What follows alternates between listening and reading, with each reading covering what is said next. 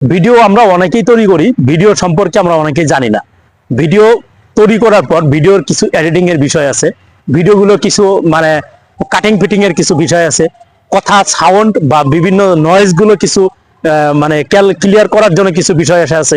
Video তৈরি করার পর আপনার যদি মাইক্রোফোনটা ভালো থাকে সেক্ষেত্রে দেখা যায় যে আপনি এডিটিং করার সময় কিছু ভয়েস গুলো সাউন্ডটা একটু বাড়াই দিলেন, বা যেগুলো নয়েজ আসতেছে, যে আমি কথা বলতেছি আশেপাশে যেগুলো গাড়ি ঘোড়ার সাউন্ড একটু হালকা বোঝা যাচ্ছে, যদিও এটা কম দামের আমার মাইক্রোফোন, তারপরেও আমি চেষ্টা করি ভিডিওতে আসল যে ভয়েসটা সেই ভয়েসটা দেওয়ার জন্য, আসল যে মানে জিনিসটা টপিক আছে সেই টপিকটা নিয়ে কথা বলার জন্য চেষ্টা করি।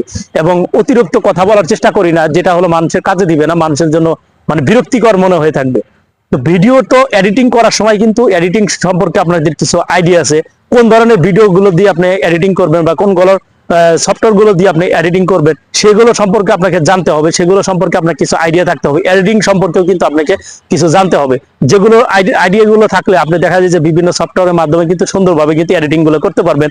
বা দেখা যায় যে ভিডিও গুলো কিন্তু দেখা যায় বিভিন্ন সময় বিভিন্ন ধরনের সাউন্ড বা কালার বা দেখা যায় যে ভিডিও ফেসটা ক্লিয়ার আনার জন্য কিন্তু এডিটিং এ অনেক ধরনের পারদর্শী আপনাকে হতে হবে। শুধু ভিডিও তৈরি করলেন এরকম না, আপনি দেখা যায় পাশাপাশি এডিটিং সম্পর্কেও কিন্তু আপনাকে অভিজ্ঞতা এবং দক্ষতা রাখতে হবে, তাহলে কিন্তু আপনার ভিডিও সবকিছু সামঞ্জস্য রেখে কিন্তু ভিডিওটা আপনার ভালো হবে।